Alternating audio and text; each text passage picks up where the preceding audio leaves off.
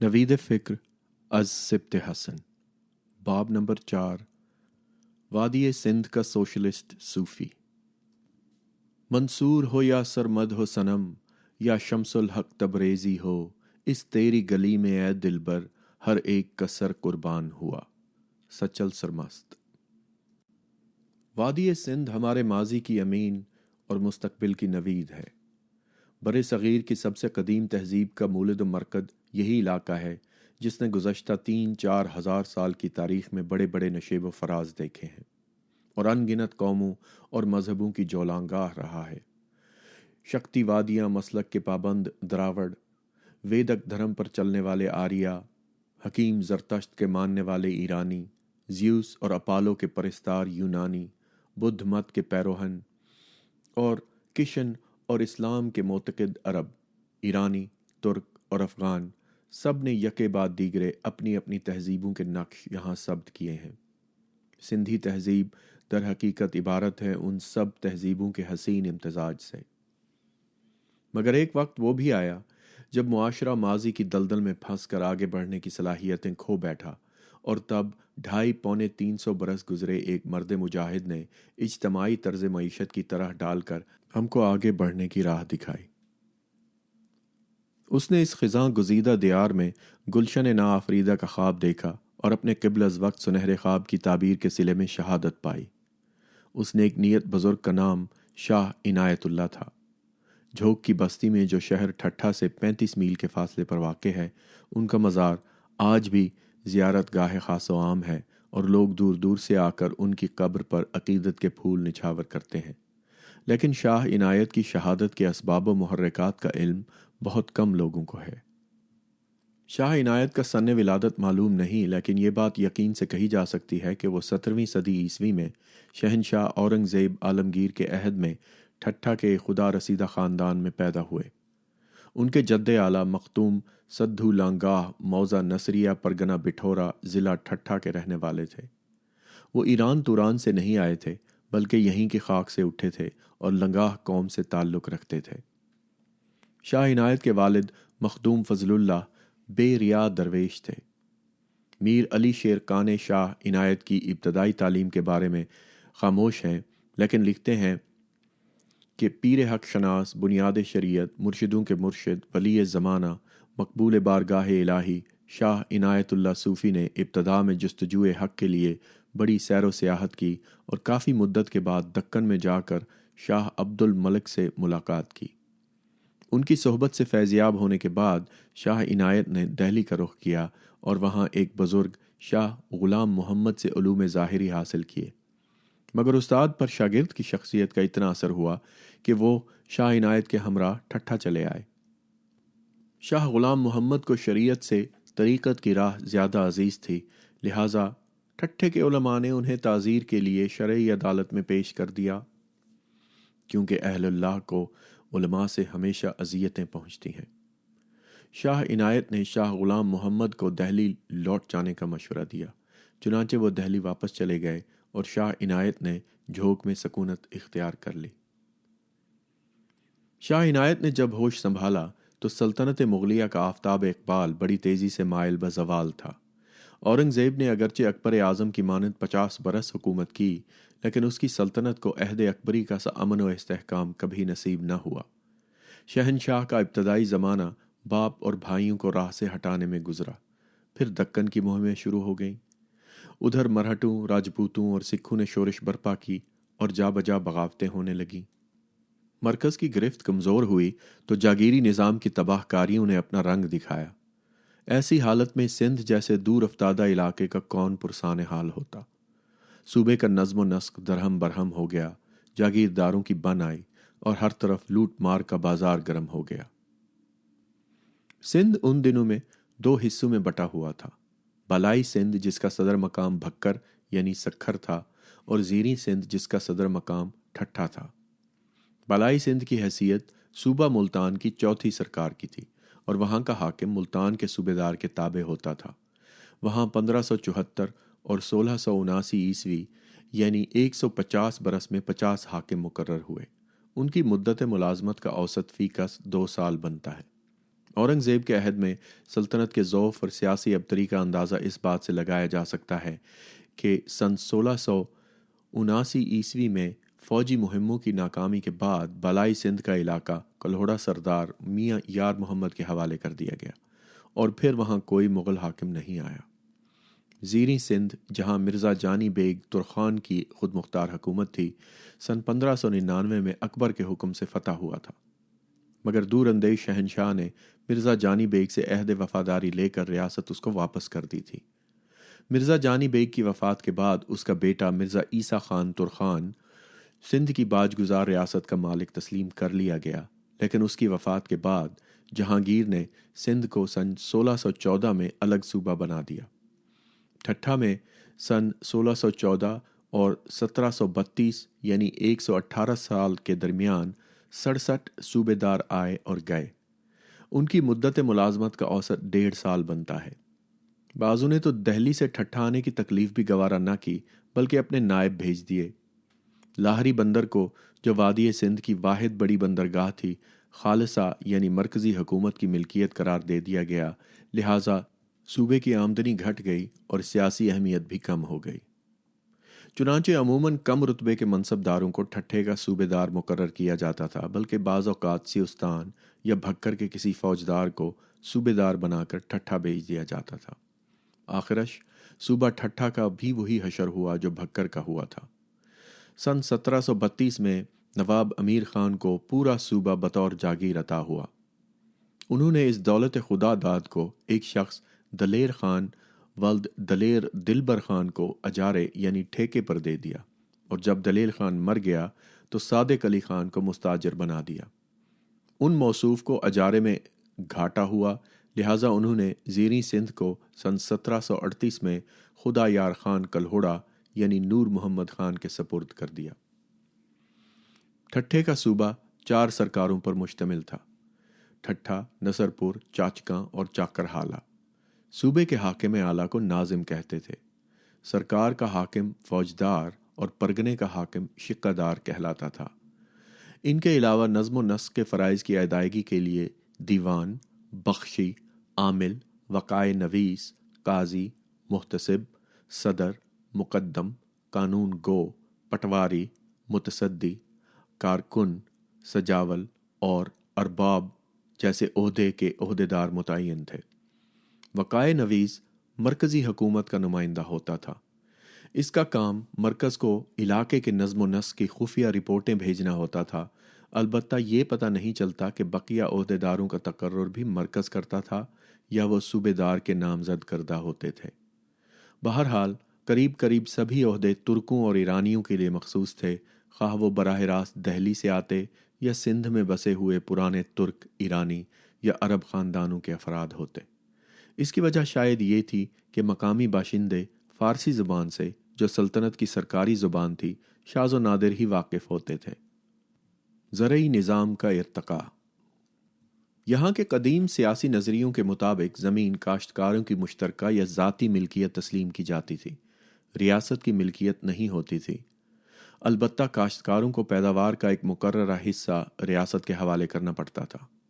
پیداواری عمل میں گاؤں والے ایک دوسرے کا ہاتھ بٹاتے تھے، واجبات کی وصولی اور ادائیگی گاؤں کے مکھیا کی ذمہ داری ہوتی تھی۔ مسلمانوں کے عہد میں یعنی سن 712 عیسوی سے لے کر 1843 عیسوی تک سندھ میں یکے بعد دیگرے 11 مختلف خاندان برسر اقتدار آئے۔ ان میں سومرا، سما، کلہوڑا اور تالپور خاص مقامی لوگ تھے، لیکن نسلی تفاخر کا رجحان ہمارے پڑھے لکھے طبقوں میں چھوت کی بیماری کی طرح پھیلا ہوا ہے۔ ہم کو اس سرزمین سے رشتہ جوڑتے بڑی شرم محسوس ہوتی ہے، چنانچہ ہر شخص یہی کوشش کرتا ہے کہ اپنا نسلی رشتہ عرب، عراق، ایران، ترکستان سے جوڑے اور یہ ثابت کرے کہ ہمارے اجداد باہر سے آئے تھے۔ کوئی شخص یہ ماننے کے لیے تیار نہیں کہ اس کے پرکھے یہیں کے رہنے والے تھے جو مسلمان ہو گئے تھے۔ افسوس ہے کہ ہمارے مورخین بھی اس مرض سے محفوظ نہ رہ سکے۔ مثلاً مولانا غلام رسول مہر نے تاریخ سندھ عہد کلہوڑا میں 35 صفحے یہ بات ثابت کرنے میں صرف کیے ہیں کہ کلہوڑا عباسی ہیں۔ اسی طرح مولانا اعجاز الحق قدوسی نے تاریخ معصومی، تاریخ طاہری، مولانا سید سلیمان ندوی، ڈاکٹر نبی بخش بلوچ اور انگریز مورخین کی تمام دلیلوں کو رد کرتے ہوئے یہ دعویٰ کیا ہے کہ سومرو عرب تھے جو ہندوستان میں آباد ہو گئے تھے، حالانکہ سومرا یا سومرو، سما اور کلہوڑا خاندان کے بانیوں کے نام اور ان کے قبیلہ واری رسم و رواج ہی ان کے سندھی الاصل ہونے کی ناقابل تردید شہادت پیش کرتے ہیں، مثلاً بھونگر، دودا، سانگھڑ، پاتھو، گھنڑا، چنیسر، کھچن، بہیل وغیرہ۔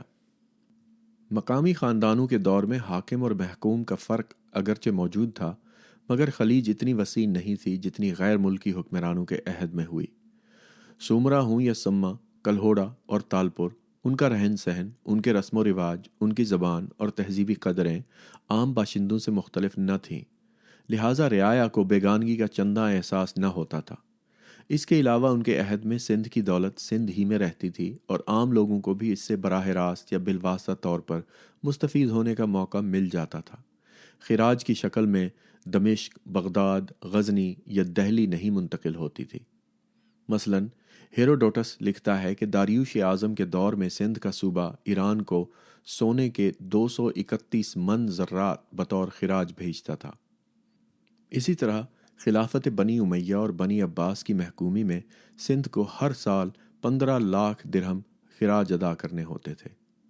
تیسری بات یہ ہے کہ ملکی حکومتوں کے زمانے میں سرکاری ملازمتیں مقامی لوگوں کو ملتی تھیں۔ صوبے دار اور شقہ دار باہر سے آ کر ان پر مسلط نہیں ہوتے تھے اور نہ ہی فوج کے سالار اور سپاہی غیر سندھی ہوتے تھے۔ ہباری قریش، ارغون اور ترخان ہر چند کے باہر سے آئے تھے، لیکن انہوں نے سندھ میں مستقل بود و باشت اختیار کر لی تھی۔ شادی بیاہ بھی مقامی خاندانوں میں کرنے لگے تھے اور انہی میں گھل مل گئے تھے۔ اس کے برعکس سلاطین مغلیہ کے عہد میں سندھ کی حیثیت بالکل مفتوحہ علاقے کی تھی۔ تمام ذمہ دار عہدے ترکوں اور ایرانیوں کو سونپے جاتے تھے اور ان کو ہر طرح کی مراعات حاصل تھی، جبکہ سندھ کے حقیقی باشندوں کو صوبے کے نظم و نسق پر کوئی اختیار نہ تھا۔ سندھی اور غیر سندھی خاندانوں کے دور حکومت کے اس فرق کے باوجود انگریزوں کی آمد یعنی 1843 سے پیشتر یہاں کے معاشرے میں 1000 برس کی طویل مدت کے دوران کوئی بنیادی تبدیلی نہیں ہوئی۔ حکومتیں بدلتی رہیں لیکن طرز حکومت قریب قریب یکساں رہا، نہ قبیلہ داری نظام بدلا اور نہ ذرائع پیداوار اور پیداواری رشتوں میں کوئی فرق آیا۔ جو آلات و اوزار گوتم بدھ کے زمانے میں استعمال ہوتے تھے وہی مغلوں کے زمانے میں بھی بدستور استعمال ہوتے رہے۔ حکومتیں آتی رہیں، جاتی رہیں، مگر دیہات کی زندگی پرانی ڈگر پر ہی چلتی رہی۔ غور سے دیکھا جائے تو اندازہ ہوتا ہے کہ خالص سندھی حکومتوں کے عہد میں بھی سرکار دربار کی ساری فضا ایرانی تھی۔ دربار میں فارسی بولی جاتی تھی، سرکاری دفتروں کی زبان فارسی تھی، خط و کتابت فارسی میں ہوتی تھی، شعر فارسی میں کہے جاتے تھے، کتابیں فارسی میں لکھی جاتی تھیں، مکتبوں اور مدرسوں میں ذریعہ تعلیم فارسی تھا، اور جو خاندان ایران، عراق، ترکستان اور افغانستان سے بھاگ کر یہاں آتے تھے ان کے ساتھ امتیازی سلوک ہوتا تھا۔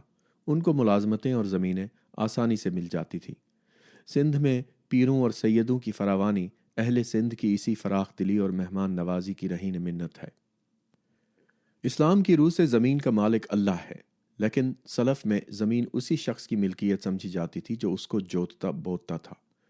مزاروں یا ہاریوں کے ذریعے کھیتی باڑی کی اجازت نہ تھی۔ چنانچہ ڈاکٹر ضیاء الحق نے اپنی محققانہ تصنیف land lord and peasant in early Islam میں اس مسئلے پر بڑی تفصیل سے لکھا ہے اور احادیث کے حوالے سے ثابت کیا ہے کہ آن حضرت صلی اللہ علیہ وسلم نے مزارعت یعنی زمین کو بٹائی پر دینے کی ممانعت فرما دی تھی۔ ڈاکٹر صاحب کی رائے میں فقط وہ حدیثیں معتبر ہیں جن میں مزارعت کی ممانعت کی گئی ہے، اور جن حدیثوں میں مزارعت کی اجازت کا ذکر ہے وہ عباسی دور کی الحاقی اور وضعی حدیثیں ہیں۔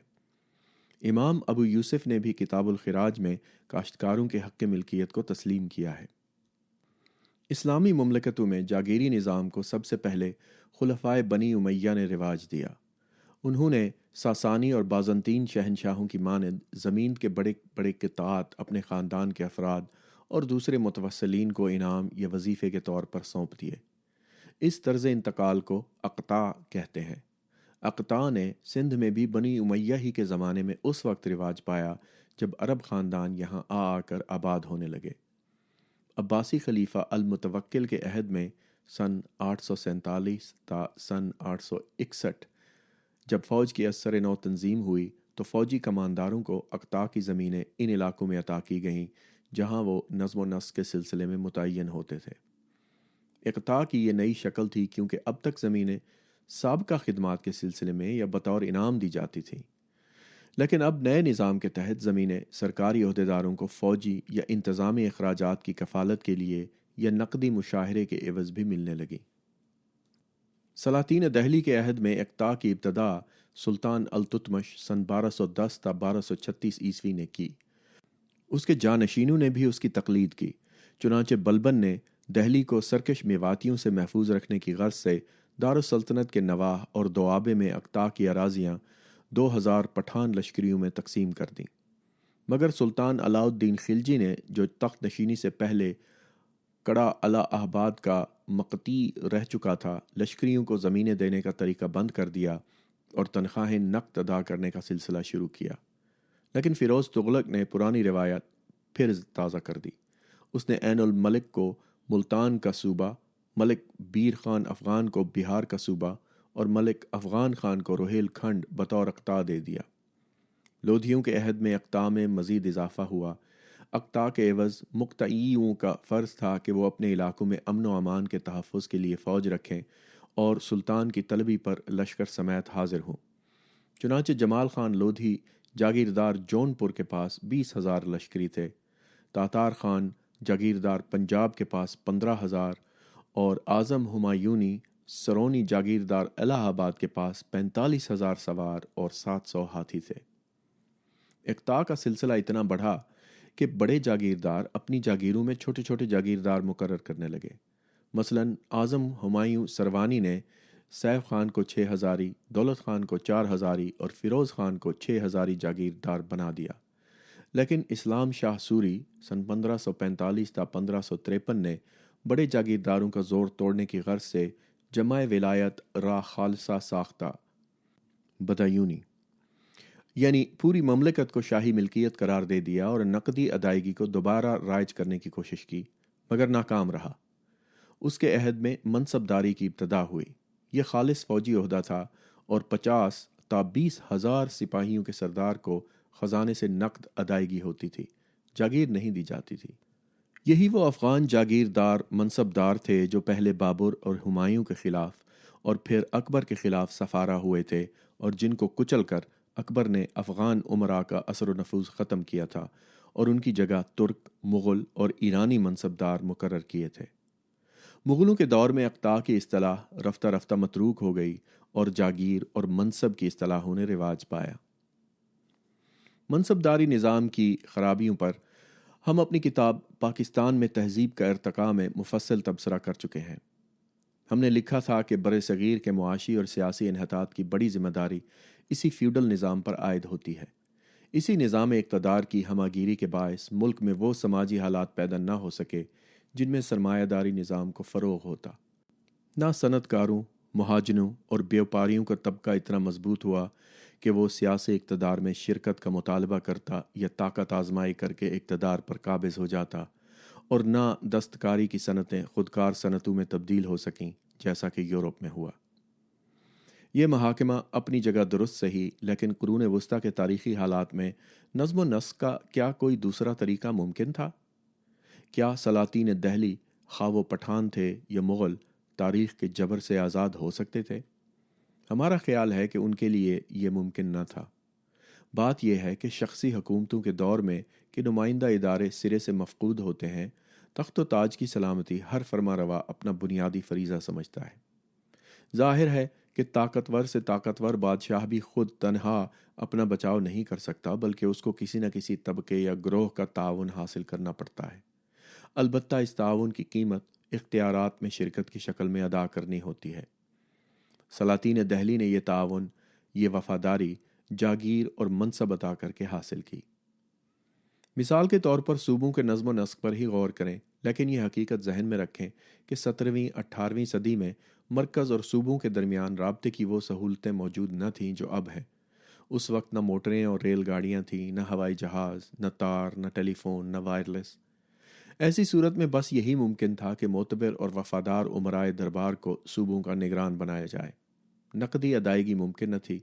سکوں کا رواج بہت کم تھا، کیونکہ جاگیرداری نظام میں چیزیں بازار میں فروخت ہونے کے لیے بہت کم بنتی تھیں، لہٰذا سکوں کی ضرورت ہی نہیں تھی۔ سرکاری عہدیداروں کو تنخواہیں لا محالہ زمین یا جنس کی شکل میں ادا کی جاتی تھیں۔ کوئی بادشاہ فیوڈلزم کے دائرے میں رہ کر بدی کے اس چکر سے نکل ہی نہیں سکتا تھا، اور اگر کسی نے کوشش کی بھی تو وہ ناکام ہوا۔ علاء الدین خلجی، محمد بن تغلق اور اسلام شاہ سوری کے تجربے اسی وجہ سے کامیاب نہ ہو سکے۔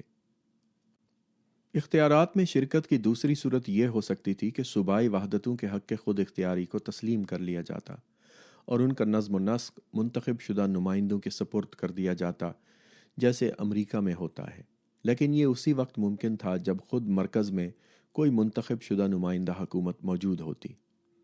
مگر قرون وسطیٰ میں جہاں اقتدار اعلیٰ کا سرچشمہ ریاست کے باشندے نہیں بلکہ ایک فرد واحد کی ذات ہوتی تھی، اور باشندوں کی حیثیت شہریوں کی نہیں بلکہ رعایا کی ہوتی تھی، اس قسم کی طرز حکومت کا تصور بھی ممکن نہ تھا۔ قرون وسطیٰ کا ہندوستان 5ویں صدی قبل مسیح کے یونان سے 2000 برس پیچھے تھا۔ سلطنت مغلیہ کی عمارت بھی جاگیری نظام پر قائم تھی۔ ہر چند کے زمین اصولاً ریاست کی ملکیت تھی اور ریاست کے سربراہ کو اس پر پورا اختیار حاصل تھا، لیکن قبضے کے اعتبار سے زمین کی 4 قسمیں تھیں: 1 خالصہ، 2 جاگیر، 3 سیورغال مدد معاش یا انعام، 4 زمینداری۔ خالصہ کی زمینیں بادشاہ کی ذاتی ملکیت ہوتی تھیں۔ سندھ میں مغلوں کے عہد میں خالصہ کی زمینیں بہت کم تھیں اور 2 حصوں میں بٹی ہوئی تھیں۔ اول خالصہ سلطانی، جس کی آمدنی خزانہ عامرہ میں جمع ہوتی تھی۔ دویم صوبہ داروں، فوجداروں اور حاکموں کی کفالت کرنے والی زمینیں، لیکن یہ عہدیدار خود کاشت کرنے کی بجائے زمینوں کو ٹھیکے پر دے دیتے تھے اور اس طرح پوری معیشت کی بربادی کا باعث ہوتے تھے۔ شکایت جائز، لیکن سرکاری عہدیدار نظم و نسق کے فرائض انجام دینے کے ساتھ ساتھ کھیتی باڑی کیسے کرتے؟ وہ زمینیں اجارے پر دینے پر مجبور تھے۔ خالصہ کی زمینیں عموماً بہت زرخیز ہوتی تھیں۔ ان کا مجموعی رقبہ 1/4 اور 1/11 کے درمیان گھٹتا بڑھتا رہتا تھا۔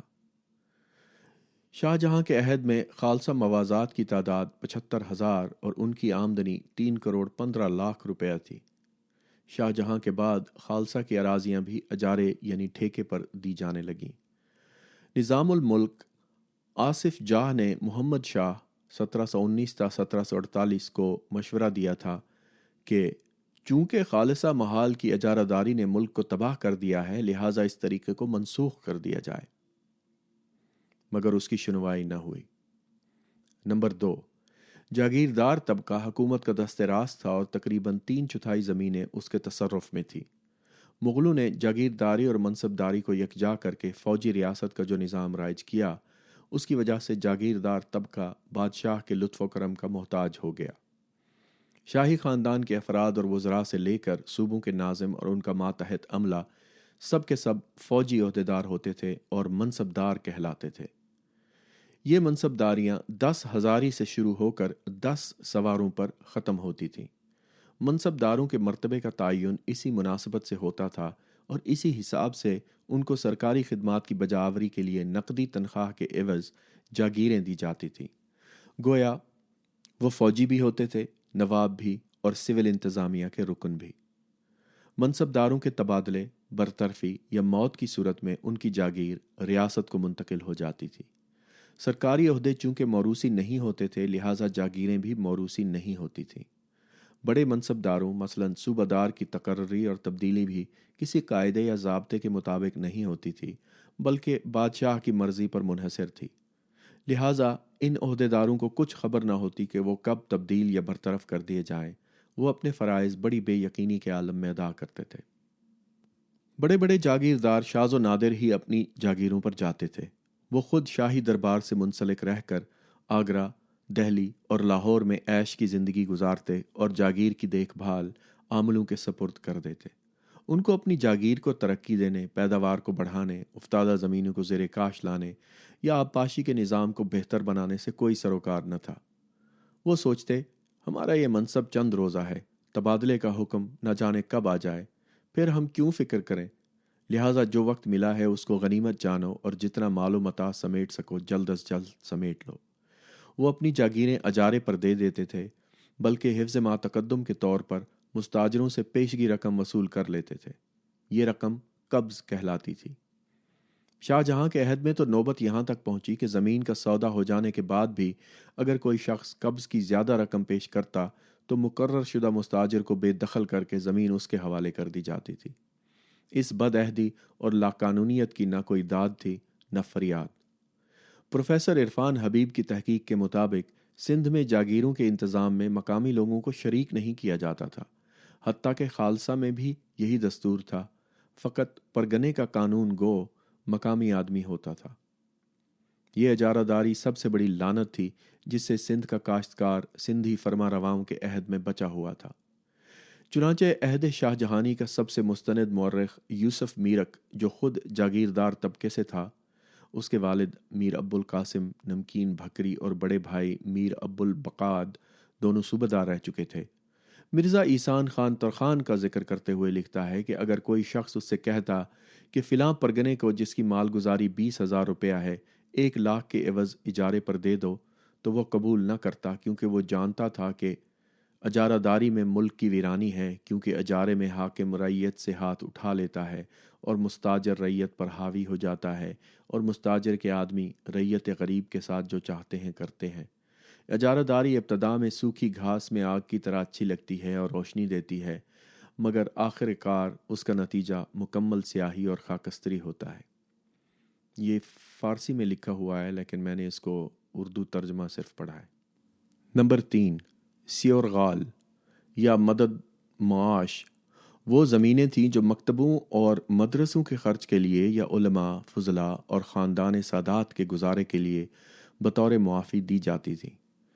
علم و دانش کو فروغ دینے کا یہ طریقہ ارغونوں نے شروع کیا تھا، ترخانوں نے بھی اس روایت کو قائم رکھا، البتہ مدد معاش کی ایک ہی شرط تھی کہ وظیفہ خوار حاکم وقت کے وفادار رہیں۔ اس طرح ارغونوں اور ترخانوں نے سندھ میں پڑھے لکھے افراد اور با اثر خاندانوں کا ایک اہم طبقہ پیدا کر لیا تھا جس کا مفاد حکومت سے وابستہ ہوتا تھا۔ مغلوں کے عہد میں مدد معاش کی زمینوں میں اور اضافہ ہوا۔ مثلاً بھکر میں میر عدل کو 50,000 بیگھہ زمین بطور سیورغال عطا ہوئی، لیکن اورنگزیب سے پہلے یہ معافیاں موروثی نہیں ہوتی تھیں، اورنگزیب نے ان کو موروثی کر دیا۔ ڈاکٹر انصار زاہد کے اندازے کے مطابق سندھ میں سیورغال زمینوں کا مجموعی رقبہ 25 تا 30% سے کم نہ تھا۔ سیورغال کو موروثی کر دینے کا نتیجہ یہ ہوا کہ سندھ میں سابق علماء و مشائخ کے خاندانوں کے اثر و نفوذ میں تدریجاً اضافہ ہوتا گیا اور وہ نہایت طاقتور فیوڈل گروہ بن گئے۔ ان خاندانوں سے علم و فضل تو ایک دو پشتوں میں رخصت ہو گیا، البتہ جاگیریں باقی رہیں اور پیری مریدی کا کاروبار خوب چمکا۔ نمبر 4، چوتھا طبقہ جس کو زمین پر کسی حد تک مالکانہ حقوق حاصل تھے، زمینداروں کا تھا۔ یہ اصطلاح بڑی مبہم ہے۔ محمد شاہ کے عہد کا مشہور لغت نویس آنند رام مخلص مرات الاصطلاح میں لکھتا ہے کہ زمیندار لغوی اعتبار سے صاحب زمین کو کہتے ہیں، لیکن اب ہر وہ شخص زمیندار کہلاتا ہے جو کسی گاؤں یا قصبے میں زمین کا مالک ہو اور کاشت کرتا ہو۔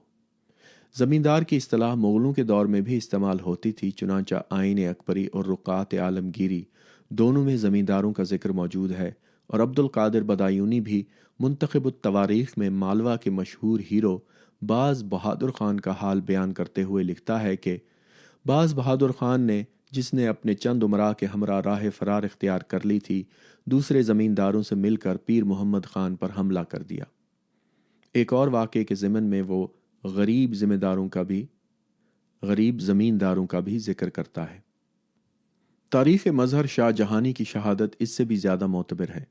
وہ سندھ کے دیہات کے بارے میں لکھتا ہے کہ ائمہ این دیار 4 قسم اند، ان میں زمینداروں کو وہ چوتھی قسم قرار دیتا ہے۔ آگے فارسی لکھی ہوئی ہے جس کا ترجمہ میں پڑھ رہا ہوں۔ چوتھی قسم زمینداروں کی ہے جن کا تعلق ارباب اور مقدموں سے بھی ہے۔ زمیندار ہونے کے باعث وہ اپنے ماتحت چکوں کی اچھی جگہوں پر واقع زرخیز قطعات پر قابض ہیں، اور رعیت جو ان کی محتاج ہے بلا کسی مدد اور آبپاشی کی سہولتوں کے ان زمینداروں کی زمینوں کی کاشت کرتی ہے۔ چنانچہ ان زمینداروں کی بیشتر زمینوں میں زراعت ہوتی ہے، مگر وہ اپنے چکوں کو آباد کرنے کی خود کوئی کوشش نہیں کرتے۔ تاریخ مظہر شاہ جہانی کے اس اقتباس سے ظاہر ہوتا ہے کہ سندھ کے زمیندار گاؤں میں رہتے تھے اور کاشتکاروں سے ان کا تعلق براہ راست تھا۔ وہ اپنی زمینوں کے خود مالک تھے، مگر خود کاشت کرنے کی بجائے مزاروں سے کام لیتے تھے۔ بسا اوقات جاگیرداروں کے ارباب اور مقدم یہی مقامی زمیندار ہوتے تھے، لہٰذا قدرتی طور پر ان کا مفاد بھی جاگیردار طبقے سے وابستہ تھا، لیکن وہ جاگیرداروں کے تابع نہیں تھے۔ مثلاً یوسف میرک لکھتا ہے کہ ایک بار میں نے سہوان کے حاکم کو مشورہ دیا کہ سمجھا اونر قوم کے فلاں سرکش گروہ کا قلعہ کما فریب اور دھوکے سے حملہ کر کے کیا جائے تو بعض زمینداران سہوان این حرف را خوش نہ کردند۔ میری بات سہوان کے بعض زمینداروں کو پسند نہیں آئی اور حملے کا مشورہ مسترد ہو گیا۔ پروفیسر عرفان حبیب کا کہنا ہے کہ زمیندار عام کسانوں سے اونچے ہوتے تھے، وہ اپنے مزاروں کو بے دخل کر سکتے تھے، ان کی زمینیں موروثی ہوتی تھیں اور وہ ان کو فروخت بھی کر سکتے تھے۔ جس دیار بے داد گراں ناپرساں اور بے کساں میں یوسف میرک کے بقول بے شمار بھیڑیے اور راکشش موجود ہوں، وہاں غریب کسانوں کی زبوں حالی کا پوچھنا ہی کیا۔ وہ زمین جوتتے بوتے اور فصلیں اگاتے، مگر زمین پر ان کو کسی قسم کا اختیار نہ تھا، نہ عارضی نہ مستقل، اور جو غلہ وہ اپنے خون پسینے سے پیدا کرتے اس کا بیشتر حصہ جاگیردار، مستاجر، معافیدار ملا، مشائخ، سادات اور زمیندار لے جاتے۔ جو باقی بچتا اس میں سے متعدد رسوم ادا کرنے پڑتے۔ نتیجہ یہ کہ پیداوار بڑھانا تو درکنار، وہ سرکاری کارندوں اور اجارہ داروں کی لوٹ مار سے تنگ آ کر جنگلوں کی راہ لیتے اور ڈاکو راہزن بن کر دوسروں کو لوٹنا شروع کر دیتے تھے۔ سندھ میں عموماً غلہ بخشی یعنی بٹائی کا رواج تھا، چنانچہ ترخانوں کے عہد میں کسانوں سے زمین کی زرخیزی اور آب پاشی کی سہولتوں کی مناسبت سے فصل کا 1/2، 1/3 یا 1/4 وصول کیا جاتا تھا۔ لہٰذا بقول یوسف میرک ملک آباد تھا اور رعیت پر قوت تھی، لیکن جاگیرداروں کے دور میں کسانوں کو خراج مقاسمہ یعنی 1/2 کے علاوہ ان گنت رسوم ادا کرنے پڑتے تھے، جن کو ستم شریکی یا فروئی واجبات یا سائر جہات کہتے تھے۔ قانوناً یہ واجبات سراسر ناجائز تھے، لیکن قانون کے محافظ جب خود یہ ناجائز رقمیں وصول کرتے تو کسانوں کی کون سنتا؟ چنانچہ بتہمت ہائے باطلہ سکان این دیار را از آزاد ہائے گونا گون دادا، زیادہ از جریمہ ہاں جرمانہ کے از طاقت بشر دور است، مقرر می سازند چنانچہ مردم ہلاک می گردند۔ انہوں نے ناجائز واجبات وصول کر کے اس ملک کے باشندوں کو طرح طرح کی تکلیفوں میں پھنسا رکھا ہے۔ وہ اتنا جرمانہ لگاتے ہیں جس کی ادائیگی بشر کی طاقت سے دور ہوتی ہے، لہٰذا لوگ ہلاک ہو جاتے ہیں۔ سکونت کے اعتبار سے سندھ کی دیہی آبادی 2 حصوں میں بٹی ہوئی تھی، حضری اور بدوی۔ وہ گاؤں جو دریائے سندھ کے آس پاس مستقل طور پر بسے ہوئے تھے لاندھی یا گوٹھ کہلاتے تھے۔ زیادہ آبادی انہی علاقوں میں تھی اور آب پاشی کی سہولتوں کی وجہ سے یہاں پیداوار بھی اچھی ہوتی تھی۔ اس کے برعکس کوہستانی اور ریگستانی علاقے جہاں گلہ بان قومیں رہتی تھیں بہت پسماندہ تھے۔ ان صحرا نورد قوموں کا کوئی مستقل ٹھکانہ نہ تھا، بلکہ وہ اپنے اونٹوں اور بھیڑ بکریوں کو ساتھ لیے چارہ اور گھاس کی تلاش میں ایک جگہ سے دوسری جگہ مارے مارے پھرتے رہتے تھے۔ ان کی عارضی بستیوں کو تھانہ یا گدھان کہتے تھے۔ یہ گھاس پھوس کی جھونپڑیاں یا اون کی چھولداریاں ہوتی تھیں جن کو بڑی آسانی سے جانوروں پر لادا جا سکتا تھا۔ جھونپڑیوں اور خیموں کے جھنڈ کو تومان کہتے تھے، جو یک جدی خاندانوں یعنی خیل کا مسکن ہوتا تھا۔ تومان کا بزرگ توماندار کہلاتا تھا۔ یہ خانہ بدوش قبیلے زیادہ تر بلوچ تھے، جن کی مہمان نوازی، جفاکشی اور دلیری ضرب المثل تھی۔ ہر تومان میں ایک مہمان خانہ ضرور ہوتا تھا اور تومان کے ہر فرد کو مہمانداری کے مصارف کے لیے توماندار کو شیشک یعنی 1/6 ادا کرنی پڑتی تھی۔ شیشک کا رواج بلوچستان میں چند سال پیشتر تک تھا۔ یہ بلوچ قبیلے بکھر اور ٹھٹا کے مغرب میں کوہستانی علاقوں میں رہتے تھے۔ کلہوڑے سردار یا کلہوڑا سردار انہی کی مدد سے برسر اقتدار آئے۔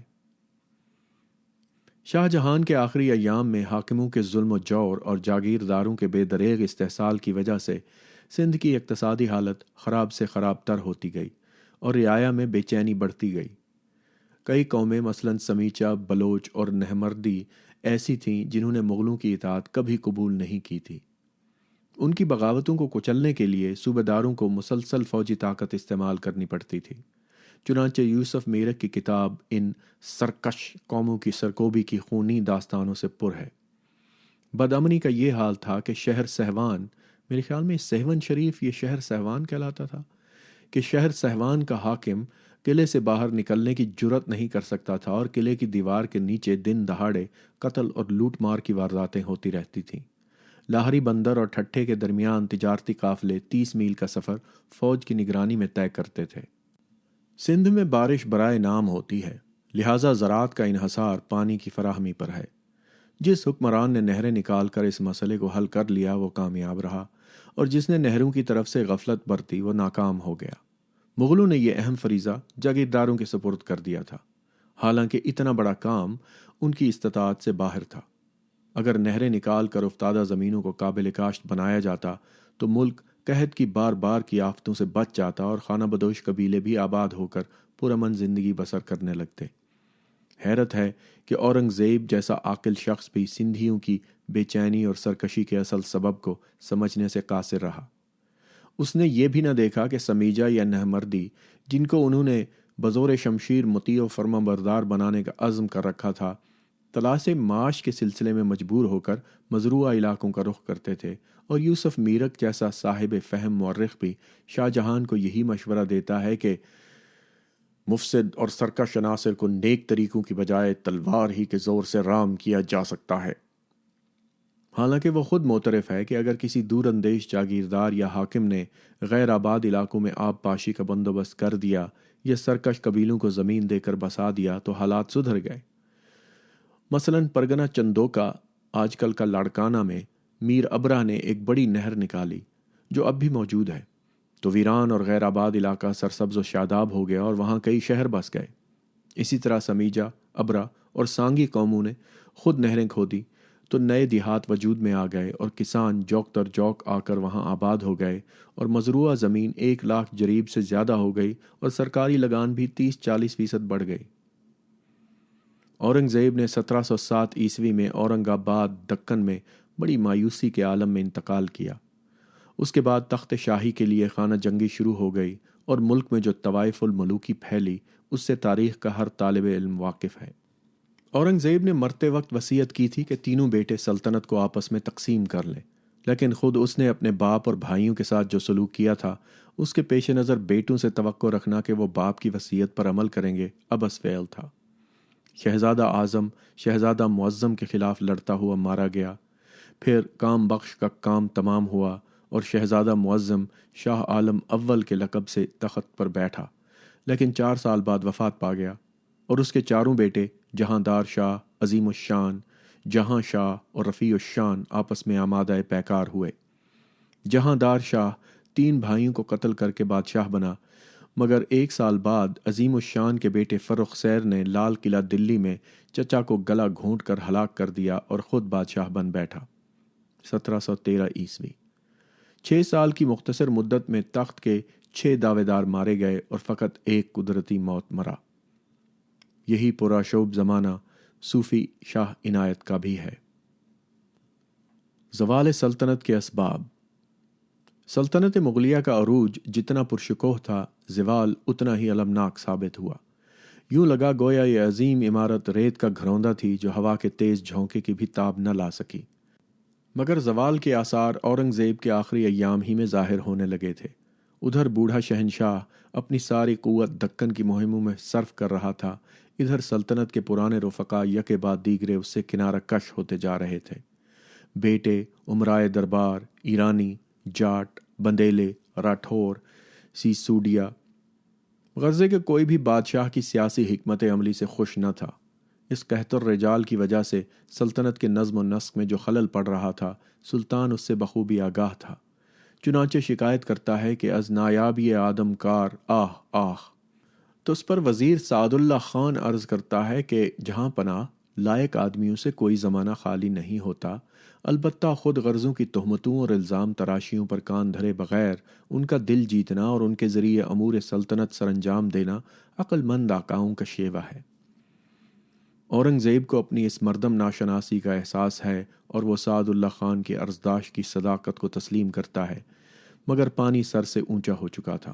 مسلک میں تبدیلی اب اس کے اختیار میں نہ تھی۔ اورنگزیب کے مشہور مورخ سر جادو ناتھ سرکار نے زوال سلطنت کے متعدد اسباب بیان کیے ہیں۔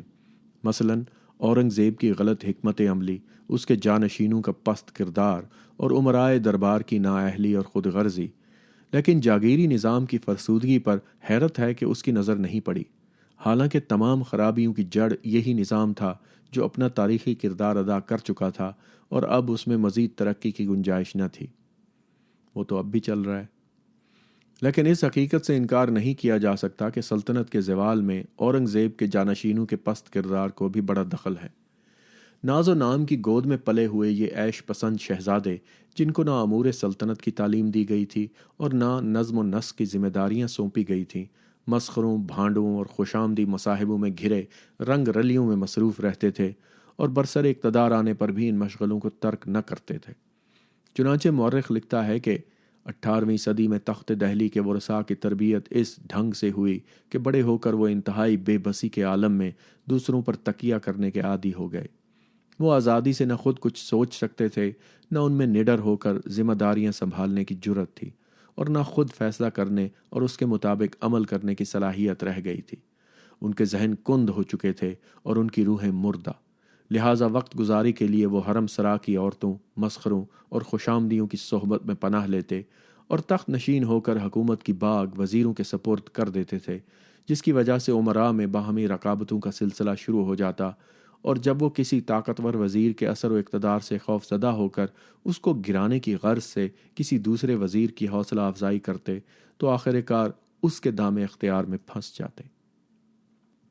شخصی حکومت کا سب سے بڑا نقص یہ تھا اور ہے کہ ریاست کی بقا و ترقی کا دار و مدار سربراہ کی شخصیت، اہلیت اور مردم شناسی پر ہوتا تھا۔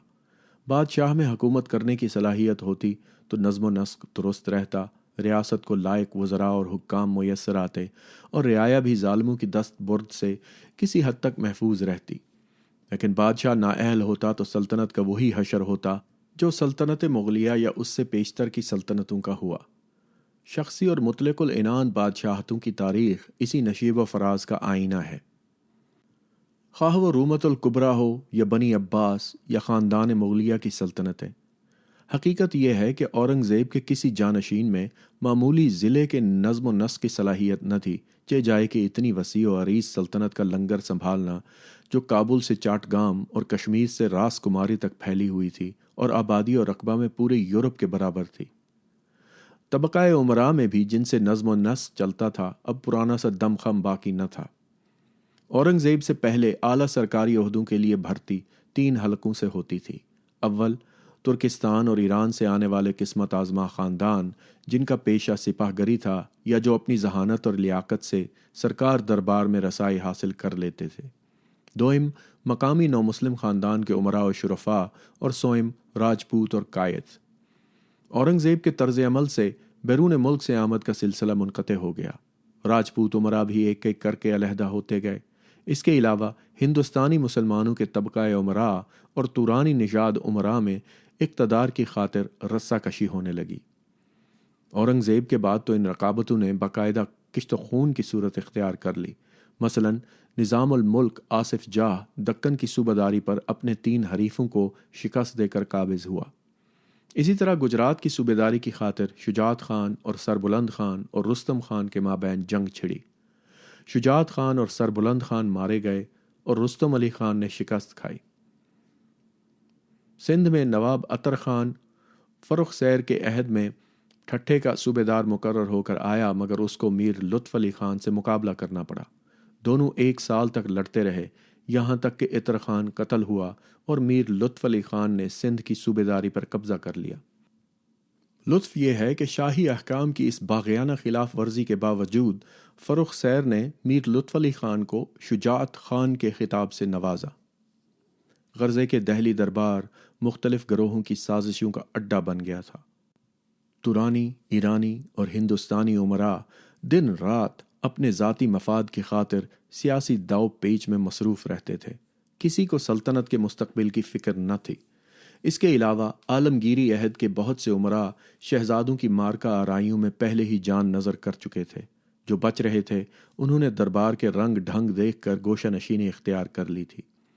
فرخ سیر 1713 تا 1719 نہایت ظالم، ناکارہ اور عیش پرست ثابت ہوا۔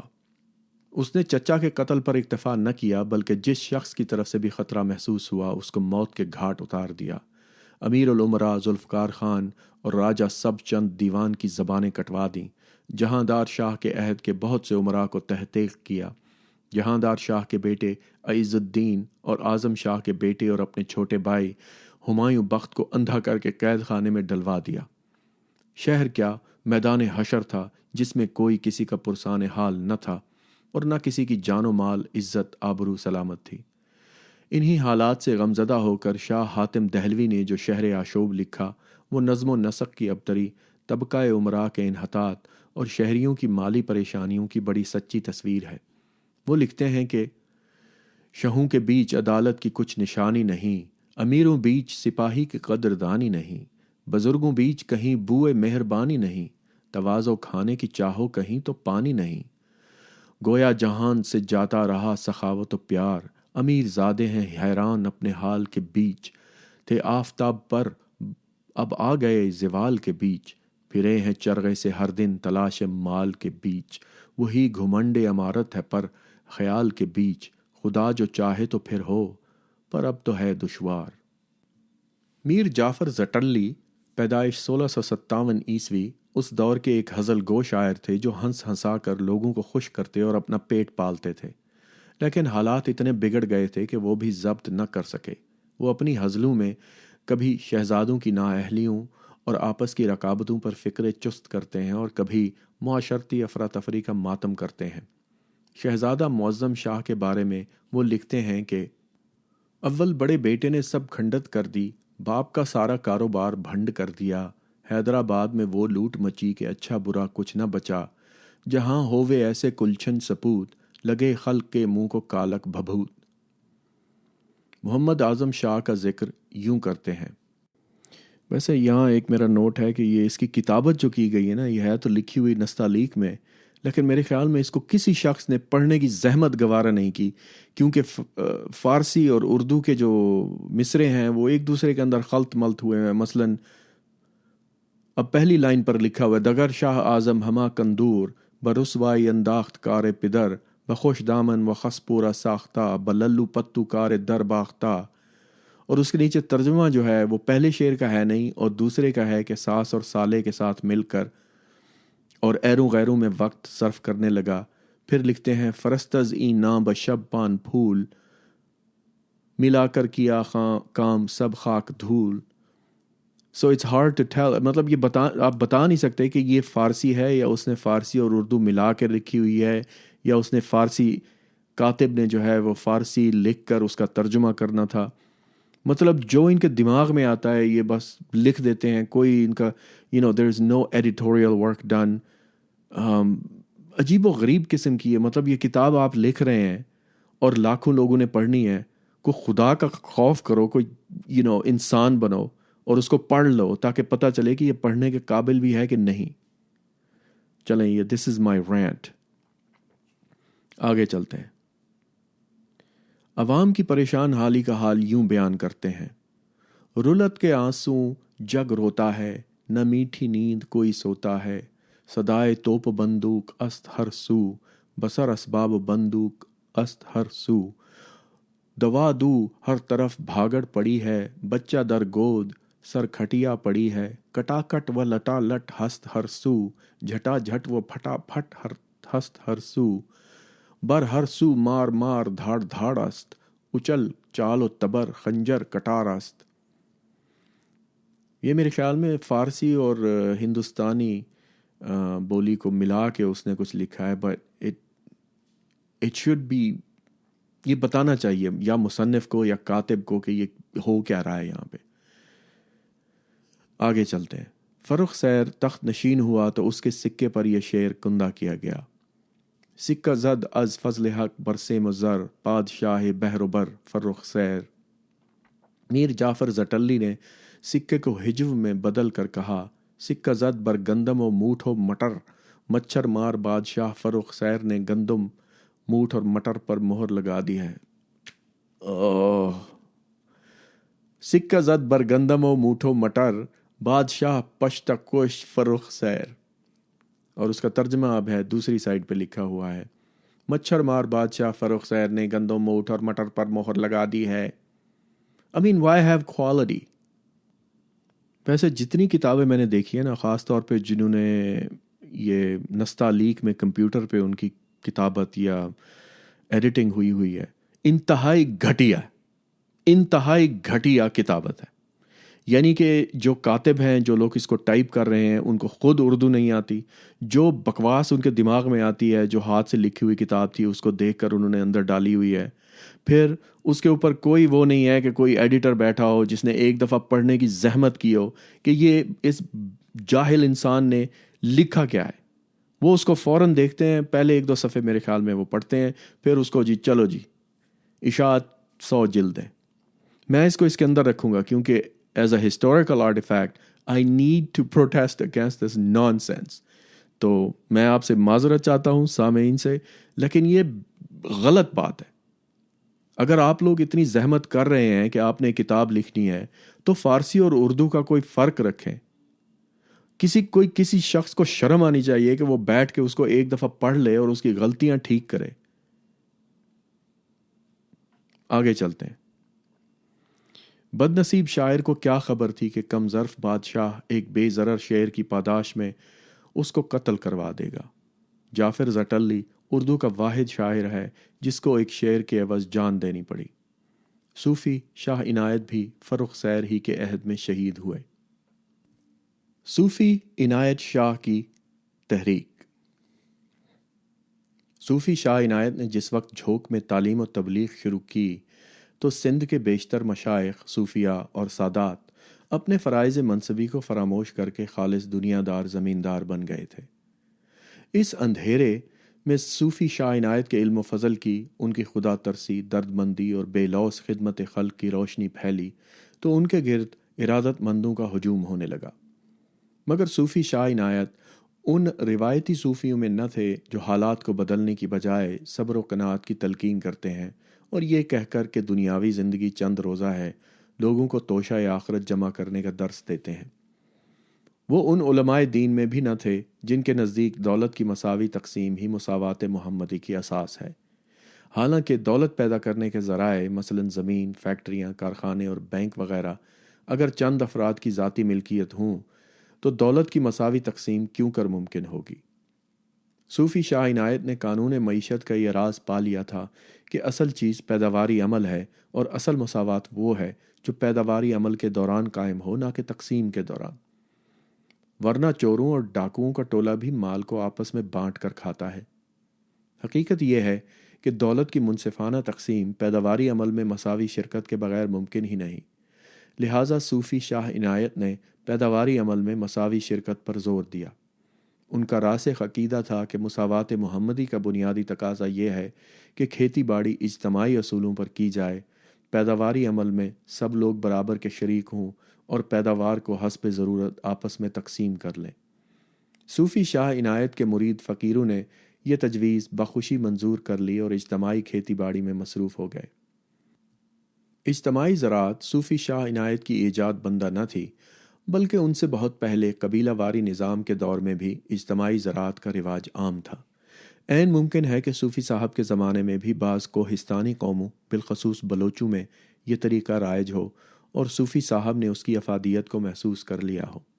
ان کا سید محمد جون پوری 1443 تا 1505 عیسوی کی مہدوی تحریک سے متاثر ہونا بھی بعید از قیاس نہیں ہے، کیونکہ سید محمد جون پوری سما حکمران جام نندا کے عہد میں 1.5-2 سال تک ٹھٹھے میں مقیم رہے تھے اور بہت سے لوگ جن میں میاں آدم شاہ کلہوڑا بھی تھے ان کے مرید بن گئے تھے۔ سید محمد جنہوں نے مہدی موعود ہونے کا دعویٰ کیا تھا بڑے عالم فاضل بزرگ تھے۔ انہوں نے اپنی مہدوی برادری کو دائرے کا نام دیا تھا جو مکمل مساوات اور ابدیت کی علامت ہے۔ ان کے دائرے میں چھوٹے بڑے امیر غریب کا امتیاز نہ تھا۔ مرید دائرے میں اجتماعی زندگی بسر کرتے تھے اور ضروریات زندگی آپس میں برابر برابر تقسیم کر لیتے تھے۔ صوفی شاہ عنایت کا تجربہ بہت کامیاب ہوا۔ جھوک میں آباد فقیروں کو نہ بٹائی دینی پڑتی، نہ بیگار کرنی پڑتی، اور نہ پٹواری قانون گو کو ستم شریکی رسوم ادا کرنے پڑتے تھے۔ لہٰذا صوفی شاہ عنایت کی شہرت جلد ہی دور دور پھیل گئی اور ہر جگہ ان کے نئے تجربے کا چرچا ہونے لگا۔ اس پر مستزاد یہ کہ سادات بلڑی کے فقیر جو اب تک اپنے زمینداروں کے مرید تھے، شاہ عنایت کے حلقہ ارادت میں داخل ہونے لگے۔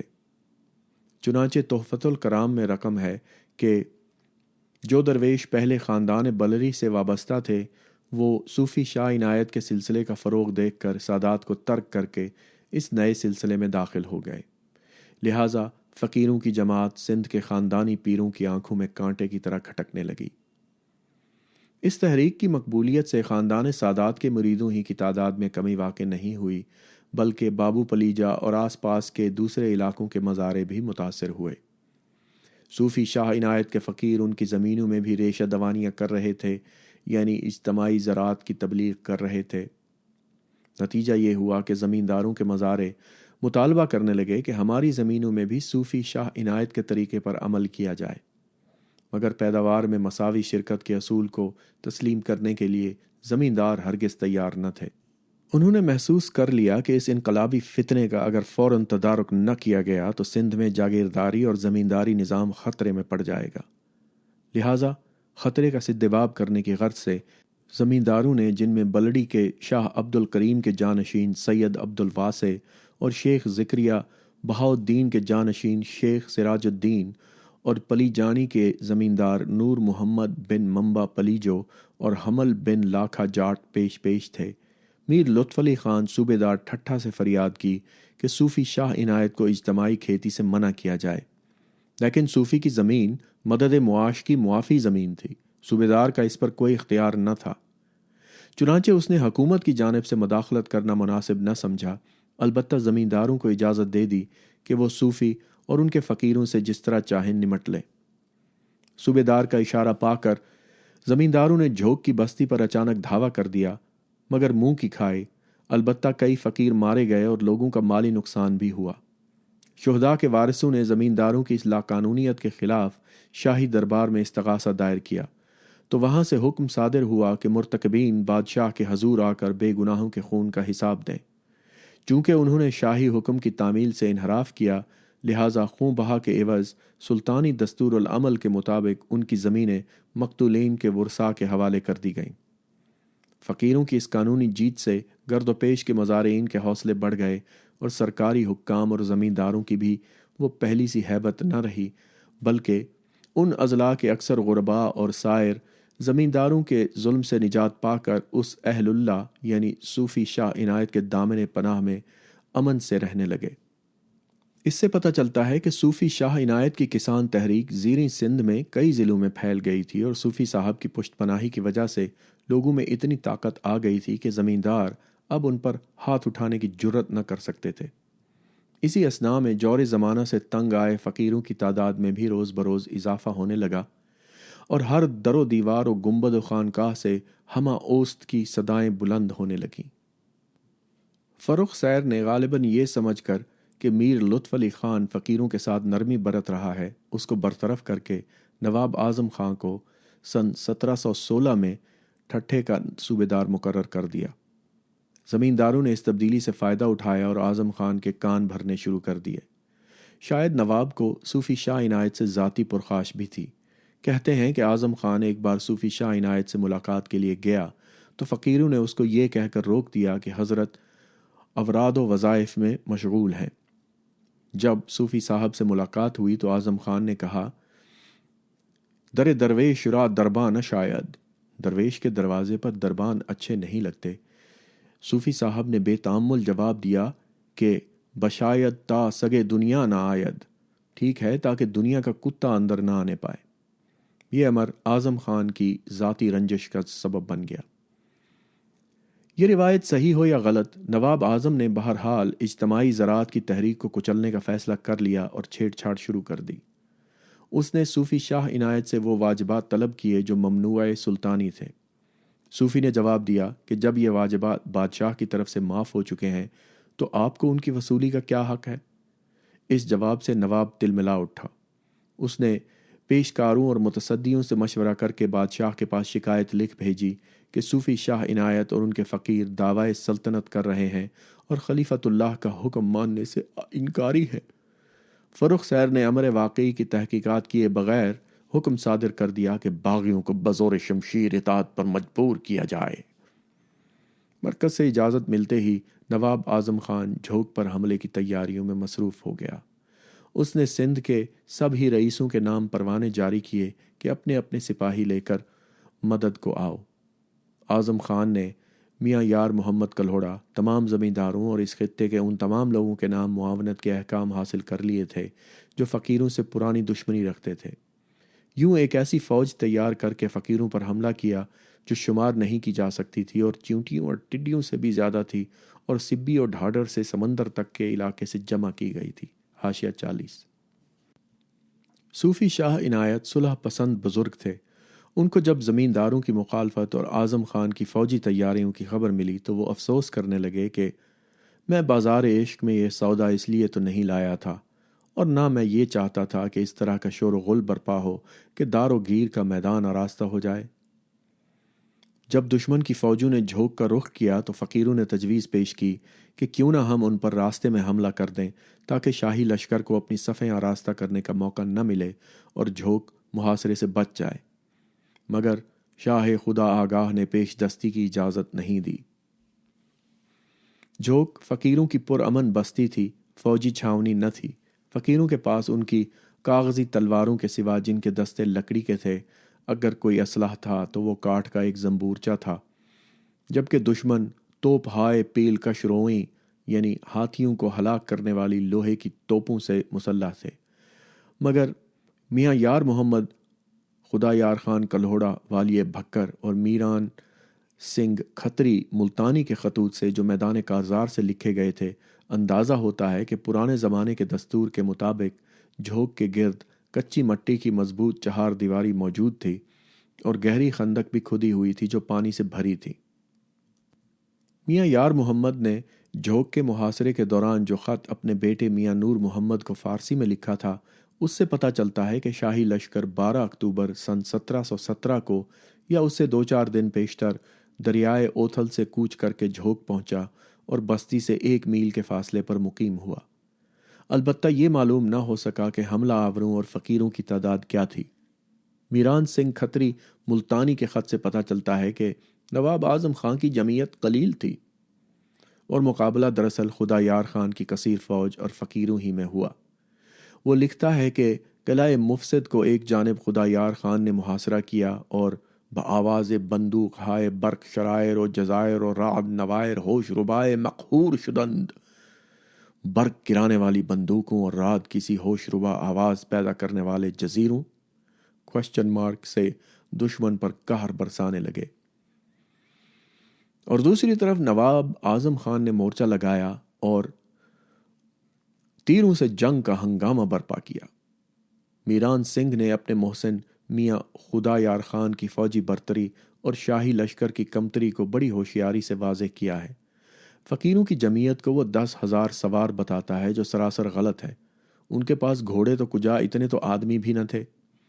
میاں یار محمد نے اپنے خط میں فقیروں کے شبخون مارنے کا ذکر کرتے ہوئے لکھا ہے کہ ان کی تعداد 1700 پیادہ تھی، کہ در حقیقت روح تمام مفسدان بود۔ اس سے قیاس کیا جا سکتا ہے کہ فقیروں کی کل تعداد 2-2.5 ہزار سے زیادہ نہ تھی اور ان کے پاس آتشی اسلحہ بالکل نہ تھا۔ شبخون کا واقعہ 12 اکتوبر 1717 کو اسی رات پیش آیا جس دن شاہی لشکر نے جھوک کا محاصرہ کیا۔ میاں یار محمد لکھتے ہیں کہ اتوار کی رات تھی، ہمارا لشکر گھراؤ ڈالے پڑا تھا، ابھی 1 پہر رات باقی تھی کہ مفسدوں کے 1700 پیادے شبخون کے ارادے سے کسی نہ کسی طرح لشکر تک پہنچ گئے اور جھوک در جھوک کئی جگہوں پر لشکر میں گھس آئے اور بلا خوف و تردد حملے کرنے لگے۔ چنانچہ لشکر کے بہت سے آدمی کام آئے، البتہ ہمارے دلیروں نے کشتوں کے پشتے لگا دیے اور گنتی کے چند مفسد ہی اپنی جان سلامت لے جا سکے۔ اس شبخون میں اکثر پھوار بن جملہ قاسم پسر گہرام اور سید بولا وکیل ٹھٹھا و احمد بوبکانی و وہ دھیجا قوم کے ہمارے بھائی اور دوسرے زمیندار بھی مارے گئے۔ جس وقت یہ حملہ ہوا تو وہ سپاہی جو میاں یار محمد کے خیمے کے گرد پہرے پر مامور تھے ادھر ادھر ہو گئے، شاید جان بوجھ کر، مگر خیریت گزری کہ میاں یار محمد کے دو بیٹے میاں داؤد اور میاں غلام حسین اور بھائی میر محمد بن میاں نصیر محمد موقع واردات پر موجود تھے۔ چنانچہ انہوں نے غبار فتنہ اور آباب شمشیر فرو نشانندند اس چپقلش میں میاں غلام حسین زخمی ہوئے۔ محاصرے کو 2 مہینے گزر گئے، مگر شاہی لشکر توپ و تفنگ سے لیس ہونے کے باوصف جھوک پر قبضہ کرنے کی جرت نہ کر سکا۔ اسی اثناء میں صاحبزادہ سید حسین خان اور کئی زمیندار نواب اعظم کے حسب پروانہ کمک لے کر جھوک پہنچ گئے، لیکن شاید انہی دنوں میں سیلاب آ گیا اور صوفی عنایت کے قلعے کے گرد پانی اس کثرت سے تھا کہ چاروں طرف 4-5 میل تک خشکی کا نشان نظر نہیں آتا تھا۔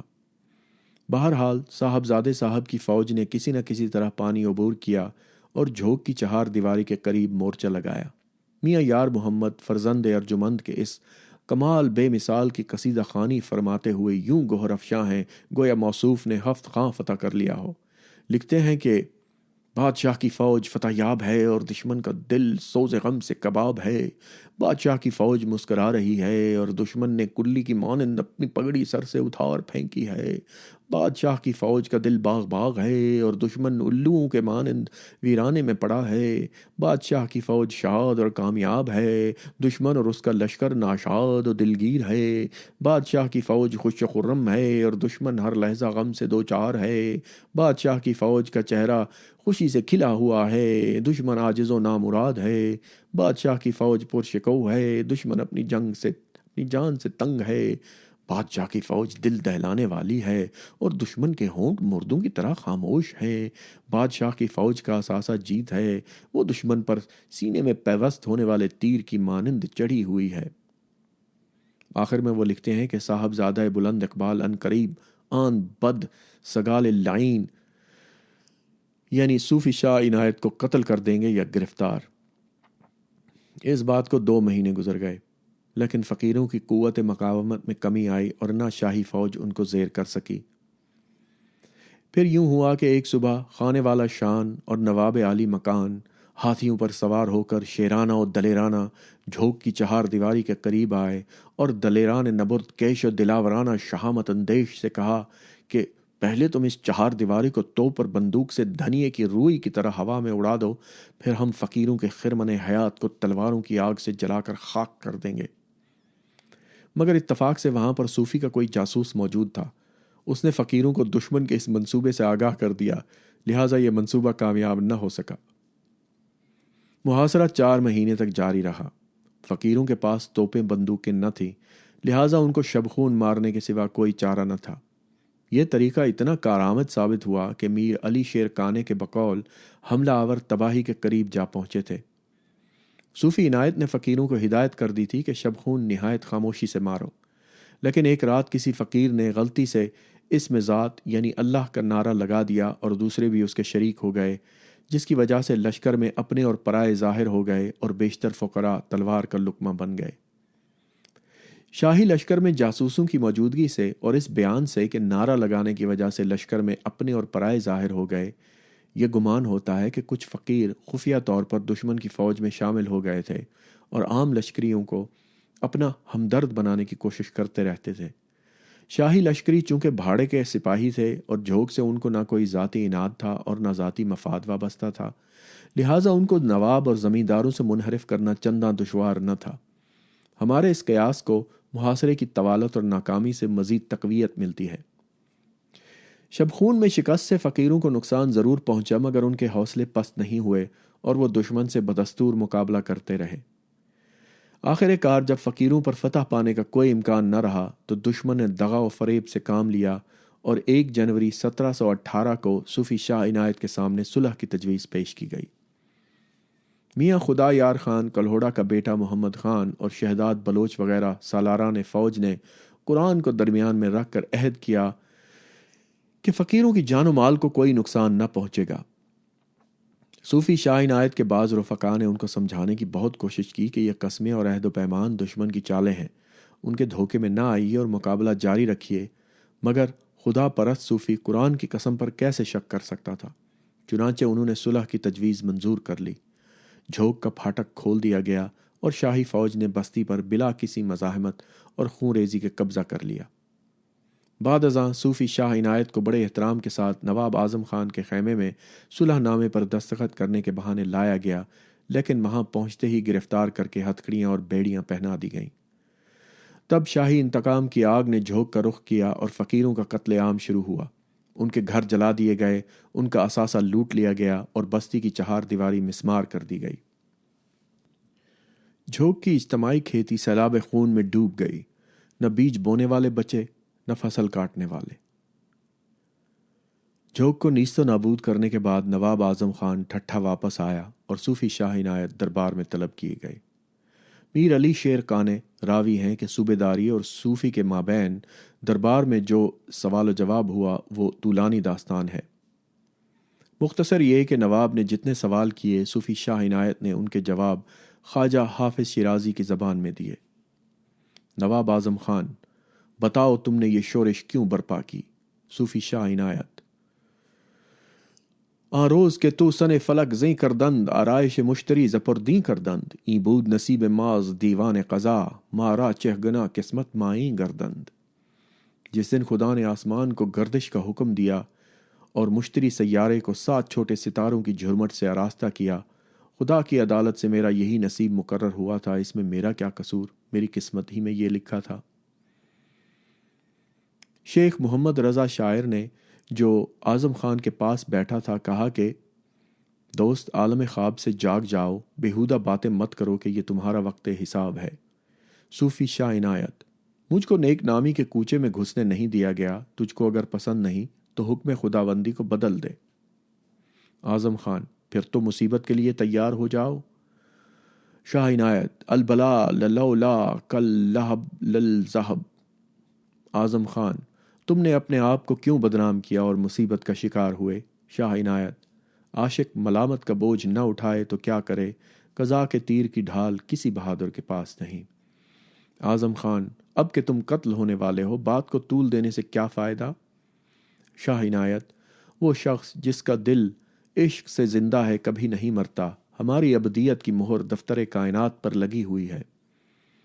اعظم خان: حاکم وقت کی اطاعت کیوں ترک کی؟ شاہ عنایت: ہم مرید اپنا منہ کعبے کی طرف کیسے کریں جبکہ ہمارے پیر کا منہ مے خانے کی طرف ہے؟ اعظم خان: اب اپنی خواہشوں کے ناکام ہونے کا غم کیوں کرتے ہو؟ شاہ عنایت: میں نے جس وقت عشق کے چشمے پر وضو کیا، اسی وقت ہستی کی ہر شے کو ساتھ سلام کر لیا۔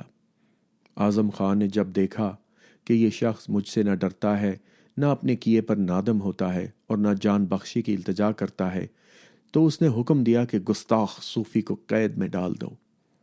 شاہ عنایت نے چلتے چلتے یہ شعر پڑھا کہ ساقیا برخیز در دہ جام را، خاک بر سر کن غم ایام را۔ 7 جنوری 1718 مطابق 15 صفر 1130 ہجری کو صوبیدار اعظم خان کے حکم سے صوفی شاہ عنایت کا سر قلم کر دیا گیا۔ آخری وقت میں وہ یہ شعر پڑھ رہے تھے: رہایندی مرا از قید ہستی، جز اک اللہ فی الدارین خیرا۔ صوفی شاہ عنایت شہید ہو گئے، بے شمار فقیر تحقیق کر دیے گئے اور جھوک کی بستی برباد ہو گئی۔ پھر بھی ارباب اقتدار کے خوف و ہراس کا یہ عالم تھا کہ وہ فقیروں کے نام سے لرزتے تھے۔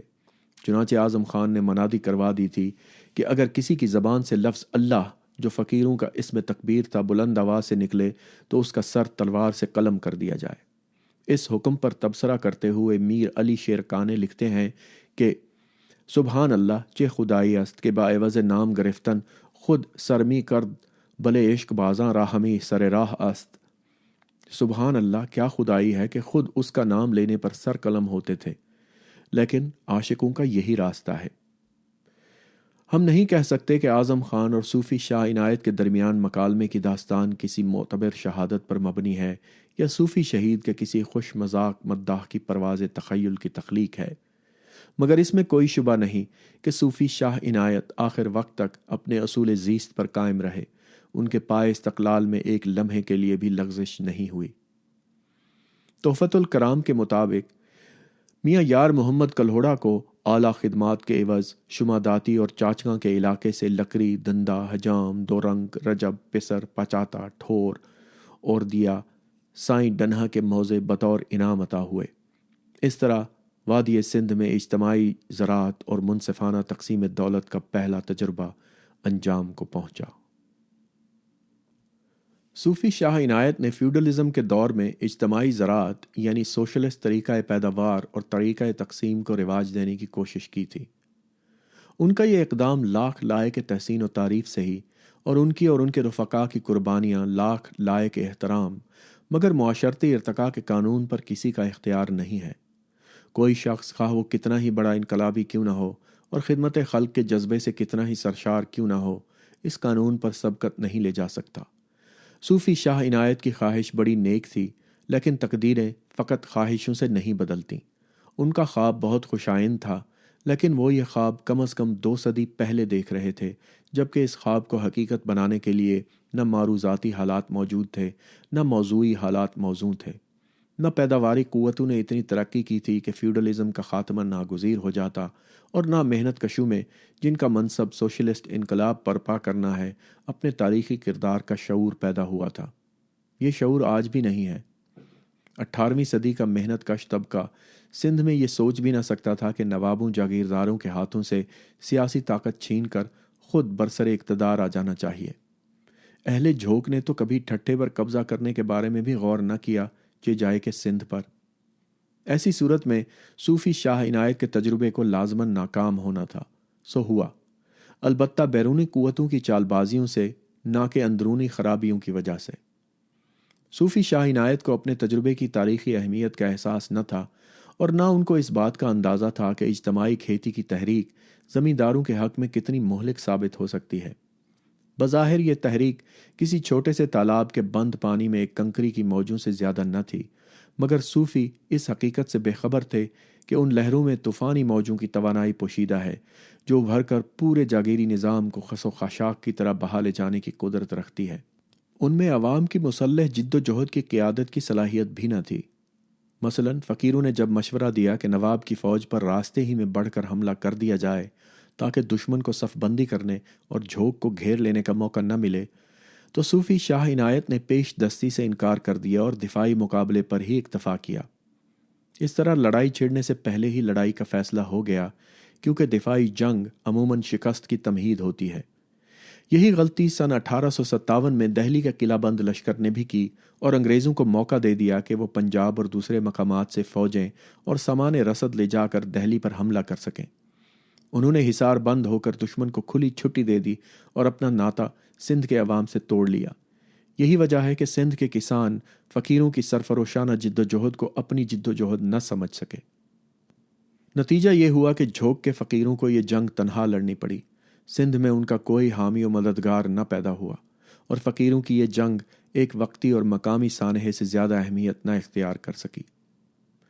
یہ محاکمہ اپنی جگہ، لیکن صوفی شاہ عنایت کا یہی تاریخی کارنامہ کیا کم ہے کہ انہوں نے اجتماعی کھیتی کا کامیاب تجربہ کر کے ثابت کر دیا کہ زمیندار اور جاگیردار حائل نہ ہوں تو کھیتی باڑی زیادہ خوش اسلوبی سے ہو سکتی ہے، اور رقابت و دشمنی کے بجائے یگانگت اور امداد باہمی کے جذبات فروغ پاتے ہیں۔